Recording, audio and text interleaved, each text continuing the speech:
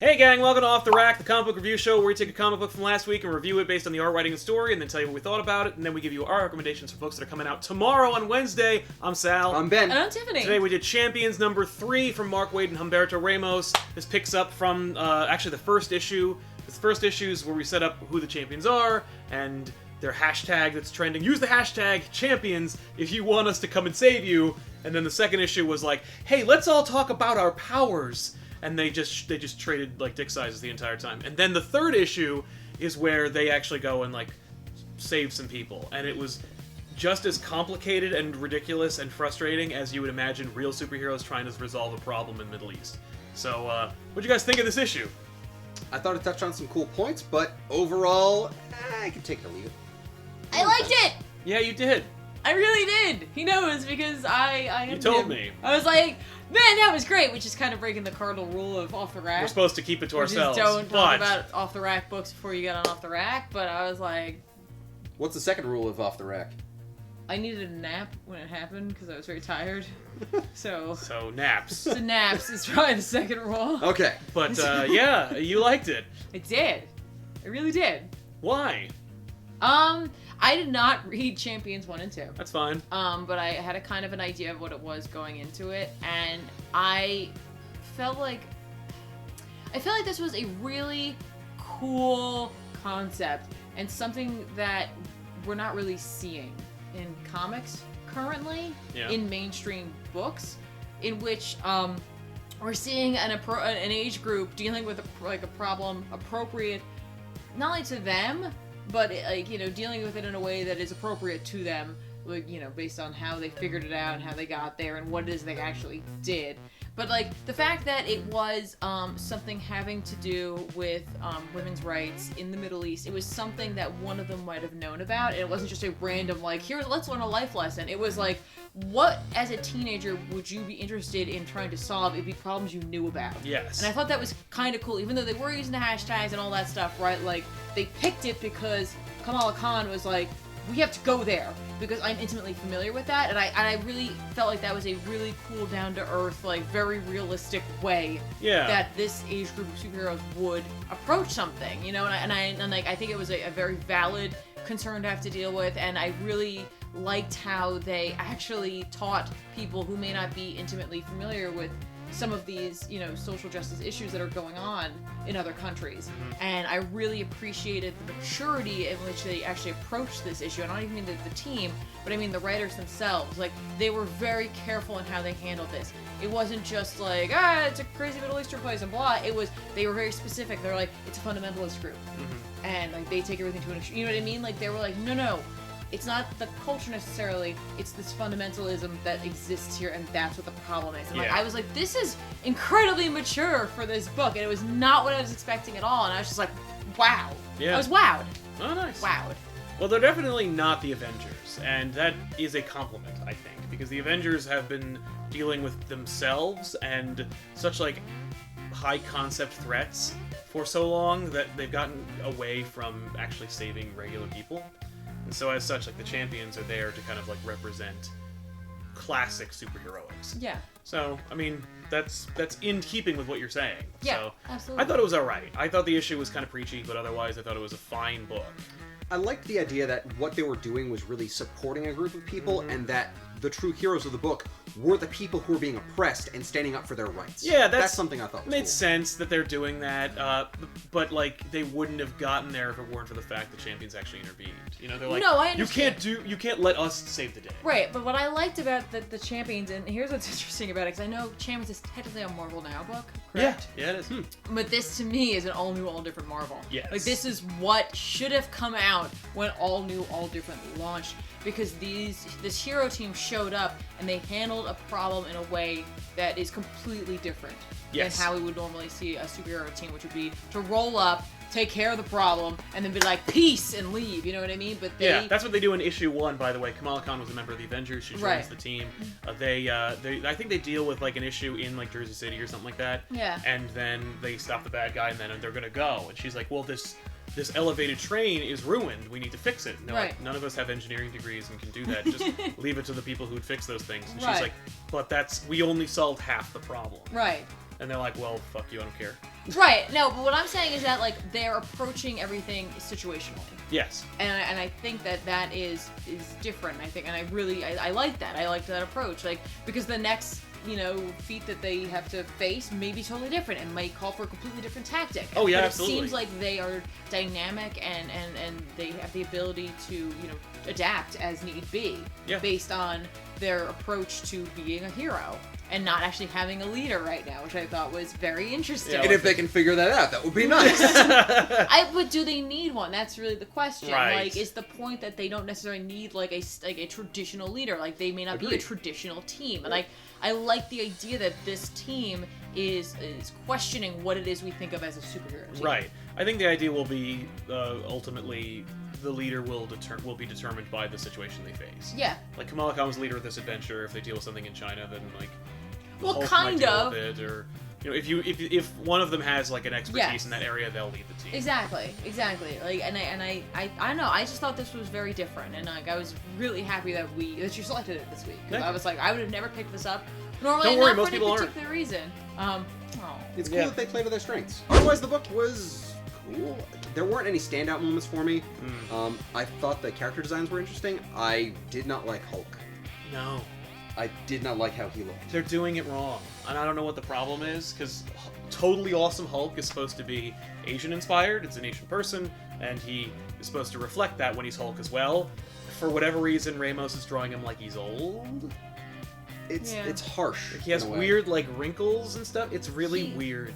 Ramos uses a lot of lines in his line work. Yeah. And there's nothing wrong with that, but like when you're trying to ensure that you're drawing youthful characters, typically you stay away from that. Yes, you leave fewer lines in there. Yeah, the work was fine. You know what I mean? Like there were like panels where I was like, "This is cool," and there were panels where I was like, "What am I looking at?" Yeah, I feel like they wasted a lot of page real estate on like things that didn't matter. There were a lot of there were like at least 2 full pages of them sitting and talking in a car. Yeah. And it was like, this needs to move. You have very many colorful characters, and they're all doing something. That's Wade being like, they're in a car, and move, and that's it. Right. But it's like it goes hand in hand. Ramos does the best he can with what he has, but at the same time, like there are some wasted opportunities in this book. I think so, and I think there's just I don't know. I don't know if he's just not comfortable just yet. Yeah. There were times where he would draw what is Totally Awesome Hulk's name? Cho? What? Yes, Amadeus Cho. Amadeus Cho. I was like, Frank Cho. That's not him. No, it is not. He draws sexy ladies. No, there were moments where like Amadeus Cho was Amadeus Cho, and there was you could see his face. It was kind of like kind of a profile, or not a profile. It was a front-facing shot, and like I was like, I don't know who that is. I know who that is because I know. Like, because he's calling him Amadeus. Well, no, because of his clothes and stuff like that. But the face was just all off. Yep. But there were other points where it was really strong. I think there was just a really unfortunate inconsistency in the art in this book. I agree. I think Ramos knows what he's doing. I think it's just the issue is with the characters specifically chosen. Yeah, he may not be comfortable with them 100%. That tends to happen. Like, I think it's just he has no familiarity with them. Yeah, you'll definitely see. He's not used to drawing like young Amadeus Cho and it's like this odd, totally awesome Hulk. He's not used to drawing Kamala Khan. He's not used to drawing Spider-Man at age 16. Exactly.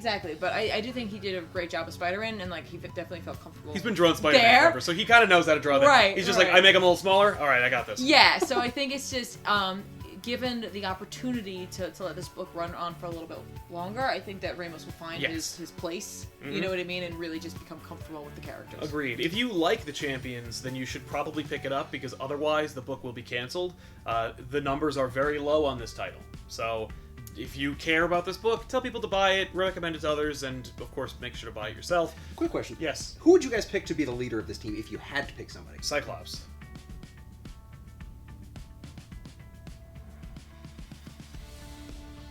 Cyclops or Miles Morales? Yeah. Miles doesn't have a character enough to be able to do. No, I know that, but like what I like about him is he doesn't want it. Right. Yeah, Reluctant Hero is always the best one. Yeah, so like he for me was my first choice, but I also agree that Cyclops actually has the skills necessary. That's the thing, is that Cyclops is a natural born leader, so I feel like he would be the natural pick. They say that, they address it in the issue. Oh yeah, they absolutely do. But yeah, I think that's the obvious choice, but like sometimes the obvious choice is the right one. Who would you pick? Yeah. Come on. I feel like Amadeus and Ms. Marvel wanted a little too much. You know what I mean? Yeah. And I think it flies in the face of what I feel like the book is going to be, which is that they can adapt to a situation. Right. You know what I mean? Like, picking one leader is not the way the book is supposed to go. No, but I feel like out of all of them, like in my head, Spider-Man is always adaptable. Yes. Like, doesn't matter the Spider-Man. No, it's true. Either Peter or Miles. Yeah, either one. like they can change situationally, and like they tend to. Spider-Man, in my opinion, always, and I do say men, always think of others first, and not that like Kamala wouldn't or Amadeus wouldn't or any of them on the team wouldn't, but like I think he would approach things in just a different way. I agree. Yeah, definitely. I gotta tell you, I feel like I'm the kiss of death for mainstream books. Mm-hmm. You're like, oh, I like this one. Brr! Yeah, I'd stop liking this. Doctor Strange still to me. So there you have it, everybody. That was our recommendation for this week. It was Champions number 3. Now stay tuned for our recommendations that are coming out tomorrow on Wednesday, and then we'll get into it. Sure. So there aren't too many titles that are coming out this week that I'm really excited for, but there is a title that I think is interesting that's coming out, and that's Flash number 12, written by Joshua Williamson with art by Carmine Di Giandomenico. It's interesting because Carmine was off the book for a little while, and now he's back on the book. So you're getting the same person who's doing the cover as inside the book. And I'm a huge fan when you get a book that has the same art on the inside as the outside, because it's sort of like an honest book. Whenever you get something where the cover is different, unless it's a variant, you know, I understand that. But whenever the cover artist is different than the art inside, I'm like, I always feel a little bit cheated. Like, why aren't you telling me that at the beginning? Just let that person who's doing the book do the art on the cover too. Why wouldn't you do that from the beginning? I don't know. But Carmine's back in the book. It's Speed of Darkness. It's Flash and Kid Flash dealing with Shade and the whole Shadowlands and all that kind of stuff. So I think you should pick it up. Another title that's coming out this week that I think is interesting that might be worth a pick up is Unbeatable Squirrel Girl number 15, written by Ryan North with art by Erica Henderson. It's coming from the perspective of Squirrel Girl's roommate's cat, Mew. Apparently, he's the perspective for the entire book, and even when they were pitching the book, they're like, okay, Marvel, you've given us this title that's really bizarre, and you're letting us tell it from the perspective of a cat. We pitched this, and you said okay, so this is on you! And, I don't know, I like that kind of ambition. I think it might be fun, so check it out. My recommendations are twofold this week. I've got 2 books that have long-standing characters and their children. First one is Amazing Spider-Man Renew Your Vows number 3, obviously by Jerry Conway with art by Ryan Stegman. This one carries the adventures of Peter Parker, Mary Jane, and Annie in their alternate reality where they get to do whatever they want, and the book is just pure, unadulterated fun. And it's sweet, and it's great. It's Shades of Rebirth. And of course, that carries us over into Action Comics number 969, written by Dan Jurgens with art by Patrick Zurcher. This is part 3 of the Men of Steel story arc where Rebirth, Superman, and Lex Luthor have to team up to battle their way to freedom. Looks like fun. Both of these are must-buys for me, and hopefully they are for you as well. So, this week, almost every publisher has something I'm really excited about. So I'm not going to go over all of them, but I'm not going to lie, I did see that Blizzard was putting out a World of Warcraft adult coloring book, and immediately I saw myself on the floor of my crayons, and I'm just all about that. DC actually has a holiday rebirth special. I think that's really cool. It's $10 though, but you're getting a whole bunch of stories written by Paul Dini, so it could be neat. I definitely say if you're going to your local comic book store, thumb through it. See if you want to grab it. I'm excited because it's the holidays, so I'm just like, all things holidays! So, you know, any other time of the year that came out, A, it'd be weird, and B, I don't know if I'd recommend it, but right now, holidays are on the brain. Over at Marvel, if you did not pick up the Doctor Strange and the Punisher Digital Magic Bullets book that they put out that was a digital exclusive, which meant that they, of course, had like crazy cool panel transitions and stuff like that. They're now putting it out in hard copy, essentially, so you can go and you can pick up the first issue of that. That's written by John Barber with art by Andrea Boccardo. So if you didn't get a chance, I think I'm going to pick it up because I always like to see how they do that transition. Like, how do you go from that digital, like, we're going to change a panel just ever so slightly to the hard copy of it. So I want to check it out. You know, it's not quite that Secret Wars, you know, little title that we had where it was the 2 of them together, but it is still really cool. The Punisher needs help from Doctor Strange, so I like that idea of those 2 teaming up together because they don't really mix. It's kind of like oil and water in a sense. But for me, you know me, I love Image. It's like I live and breathe Image. Green Valley number 3 is coming out. That's the Max Landis, Giuseppe Camuncoli art book there. I just like his name, but it's also a fun, awesome fantasy romp in the world of Max Landis, so you know, he's promising all kinds of, like, you'll never see it coming kind of things, and so far he's been delivering. I've really been enjoying it. It's this crazy mix of a fantasy world with, like, conventional conversations. So I don't know, it's really cool. It's very different. So check that out. But the biggest thing, and the thing I cannot wait for this week, is Reborn number 3. And apparently a lot of people also are very excited about that because I see that Reborn number 1 has went back for its 3rd printing. So if you're not in this book yet, go get it. Go pick it up. Go pick it up. It's Mark Miller written with Greg Capullo on art, so it's just a gorgeous book. It's absolutely brilliant. It's dealing with the life after death, essentially. Like a woman named Bonnie dies, she finds this crazy sci-fi fantasy world where like a lot of people that she once knew are there, and they come back at all different ages, and like a lot of people are warriors and they're battling against the darker side where bad people go when they die. And I can't wait to see where they're going with this because they're crafting this crazy lore, this crazy story, and Bonnie's cat is over on the bad side, and his name is General Frost, and he's really mad, and I just think that's awesome. So that's it. That's my book. If you're not going to pick any of the other ones up, get Reborn number 3. There you have it, everybody. Our recommendations for books that are coming out tomorrow. Go pick those up, and of course, don't forget to pick up Champions number 3. Purchase the book if you want to see it survive, and we'll see you guys next week with another episode. I am Sal. I'm Ben. And I'm Tiffany. See you later. That was bleak. I want to see it survive.